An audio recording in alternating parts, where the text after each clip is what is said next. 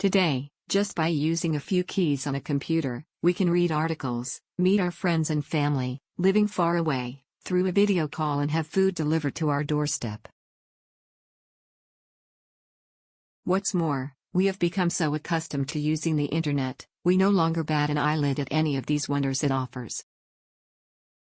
You would agree that our ability to send and receive information over a global telecommunications network has forever changed our world. Once computers became more compact and cheaper to make, the world of personal computing became accessible. An obvious next step was to harness it to aid one of the most fundamental needs of human beings: the need to communicate. The size of networks grew from a single room to the whole city, then to many cities, and finally breached the borders of countries. The biggest computer network that connects the entire world together has come to be known as the Internet. The Internet, literally, is a series of connections between multiple smaller networks. Thus the name Internet, as it allows inter-network communications. In order to make communication smoother, certain standard protocols have been defined for data transfer.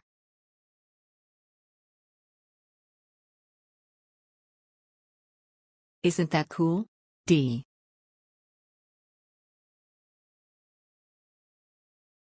You are at present connected to the Internet, where you are accessing data from our programming hub servers to learn more about the Internet.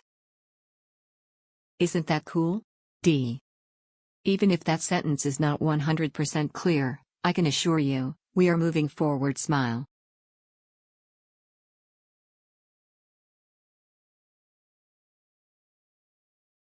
Let's leap right in.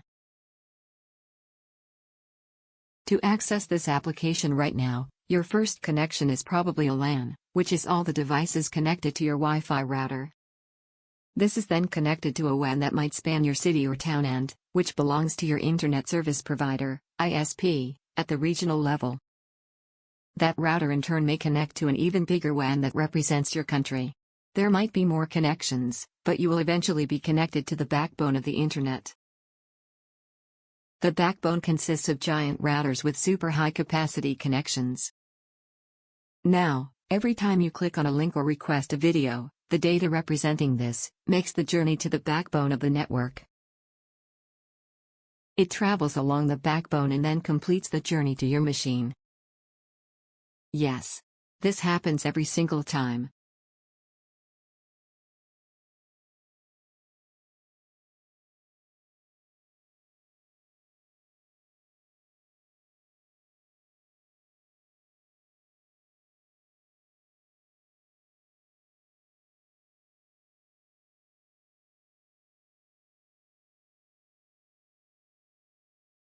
To understand this better, think of the data as a product you have ordered online, being delivered to you.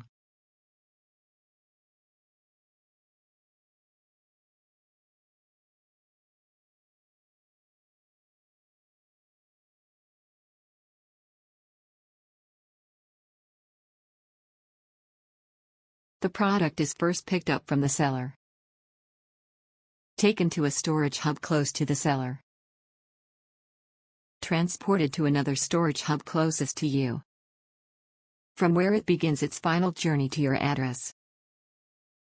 There might be many more stages with multiple emails being sent to you at each stage, but you get the picture, right? Each stage in the journey of your data is called a hop. To continue the example, consider you and your neighbor both order something at the same time, except your neighbor's parcel is huge.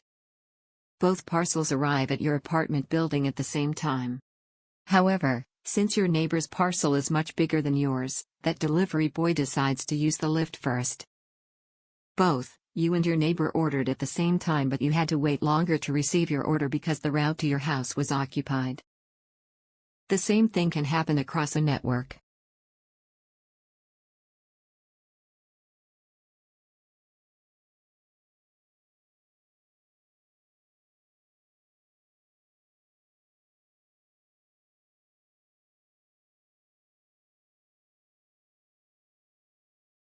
A small message going to someone may have to wait for a long time if the line is busy with a large file transfer. This is why transmission messages are chopped up into equal-sized segments called packets. These packets then make individual journeys to the destination, using different routes through the network. Deciding which path each packet should take so as to reach its destination quickly is called routing and is done by routers at each network hop. But how do the routers know where the data needs to be sent? Just like across a simple LAN connection, each message or each packet contains a destination address so that routers know where to forward them. The format for this address is defined by the Internet Protocol, IP, and hence is called the IP address. As we know already, each computer in the network is assigned this unique name called the IP address. IP addresses look something like this: 172.16.13.113. As mentioned in the previous few screens, there exists a standard protocol through which computers communicate with each other across the network.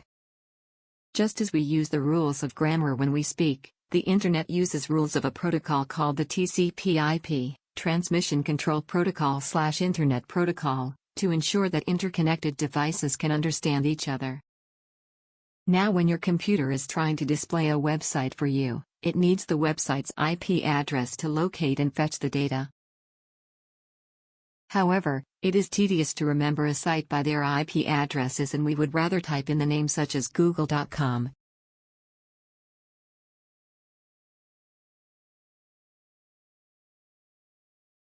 The domain name system helps with this by maintaining a registry of website names and their corresponding IP addresses. So every time you type the name of a website into your browser, it checks for the name of that website at the DNS server and then proceeds to find the data.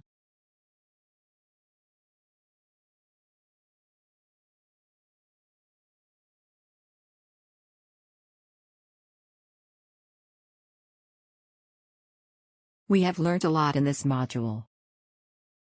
The general setup of the Internet. The journey of data to the backbone and from there towards the user. Routing, hops, packets and how they are useful. TCP/IP and DNS. There is a lot more about the Internet that is eye-opening and amazing. We will go through all these concepts in the advanced module. For now, let's revise.